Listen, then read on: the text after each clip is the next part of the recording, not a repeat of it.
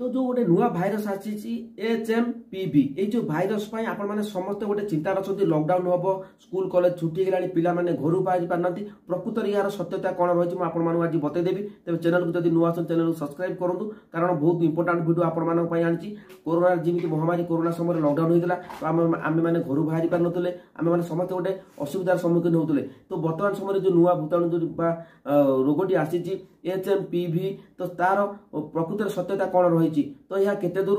आगु को माड़ तो कौन रही पूरा अपडेट मुझे पूरा टेक्निक ए टू जेड बतईदेवी जोटा कि आपने अधिक कि जानीपारे तेज चैनल को जब नुआ चैनल को सब्सक्राइब करूँ सब लाटेस्ट अपडेट कौन के भिडियो देखिपारे तेज चलतु ये जो HMPV भाइरस टी रही प्रकृत आप देखिपारे ये हूँ WHO कारण आप जानते जो कोरोना महामारी समय आसला तो से WHO बारंबार आपण गणमाध्यम आम देखुले जो आम OTV हो विभिन्न प्रकार गणमाध्यम जो आप रही ओडिशा रे तो आम समस्त देखुले आजतक देखुले तो जी न्यूज देखुले कलिंग टीवी देखुले तो आम एटा को आम बाहर को जीवा नहीं आम बाहर को गले मास्क लगे जीवा तो बर्तमान समय एभली एक परिस्थिति आसिक पहुंचला तो यह केते दूर सत तेबे WHO कौन रही आप देखिपारे रिपोस्टेड कर वर्ल्ड हेल्थ ऑर्गेनाइजेशन आप विषय में बतईबी WHO प्रकृत काम कौन यही WHO सहित आपमि आगू सचेतन करते कोरोना समय तो बर्तमान समय WHO अंशग्रहण कर जो हेल्थ डिपार्टमेंट को लेकिन तो देखो प्रथम आम जाना वर्ल्ड हेल्थ ऑर्गेनाइजेशन WHO काम कौन मुझे बतई दूसरी तापर आम जाना HMPV जो भाइरस रही से भाइरस केते क्षतिकार रही आम ओडिशा समग्र टोटाल इंडिया कौन रही मुझे बतई दूसरी तेरे ये आप देखिपारे ये जो रही आपने देखिपारे स्क्रीन में मुझे देखी दूसरी जो मिलित जातिसंघ एजेन्सी स्वास्थ्य को प्रोत्साहित करने विश्व को पूरा विश्व को सुरक्षित रखा एवं दुर्बल लोक सेवा करने यह कार्य करुच्ची WHO रही तार मुख्य उद्देश्य रही विश्व को केमिति ये जो रोग दाउरू सुरक्षा दबा समस्त भारतवासी को सुरक्षा दवाई समस्त देश को सुरक्षा दवाई WHO काम तो तेणुक से दुर्बल लोक केमिति सेवा कर सहित WHO रही मुख्य तार भूमिका जो रही स्वास्थ्य संगठन स्वास्थ्य पर तार बहुत काम जमी आप जापारे जमी कोरोना समय WHO बहुत समस्त आप सचेतन करते आमको सचेतन करते कोरोना समय आप कौन करने को पड़ो वैक्सीन केवे अपडेट हम तार सब टेक्निक अपडेट आम पाई जाते तेरे कौन रही मुझे बतई दूसरी बर्तमान दो HMPV भाइरस आप देखिपारे ये जो HMPV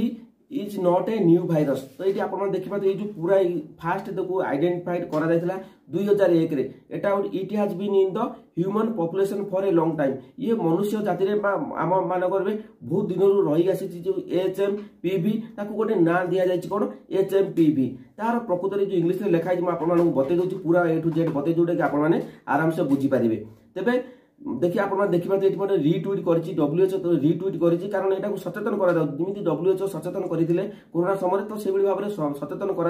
कौन सचेतन तो प्रकृत में यह क्षतिकारक नुह मुझे बतई दूसरी तो ये आप देखिपारे मानव बा ह्यूमन जो रही HMPV मानव पेटाप्लूमो भाइरस जो रही फुल फॉर्म ओडिया एक नूतन जीवाणु मुझे कही पूर्व कही इंग्लीश ओडिया कन्वर्ट कर जोड़े आपने बुझीपारे देखो ये लिखाई 2001 रे प्रथम चिन्हट है यह दीर्घ दिन धरी मानव और जनसंख्या रही आसुची यह एक साधारण जीवाणु जहाँ शीत और बसंत रे प्रभावित हुए जहाँ क्लियर मेंशन करा ट्विटर अकाउंट जो WHO ट्विटर अकाउंट अच्छी विश्व जो स्वास्थ्य संगठन अच्छी तो से आपको सचेतन करा साधारणतः थंडा भली श्वासक्रिया लक्षण श्वासक्रिया आम जमी काश हो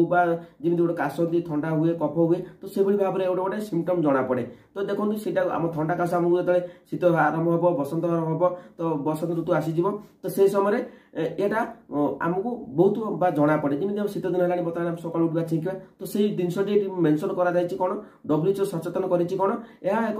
दीर्घ दिन आम देह रही आसी तो तेणुक भयभीत किसी हबार नहीं जो गणमाध्यम आपने खबर प्रसारित होती तो आपने भावुवे कौन रोचे पिला रोचे यार तो वैक्सीन यार कि वैक्सीन आसनी किंतु यह वैक्सीन आसनी किमी ट्रिटमेंट हम आपने समस्त गणमाध्यम आपने खबर देखी सारे तो देखो जो WHO ये आपको प्रमाण करदेला जोटी कि आप मानव जाति बहुत दीर्घ दिन रही तेज आपने भयभीत किसी हबार नहीं देखो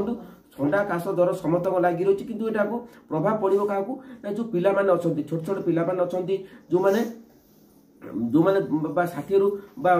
पिला कम 14 वर्ष पिला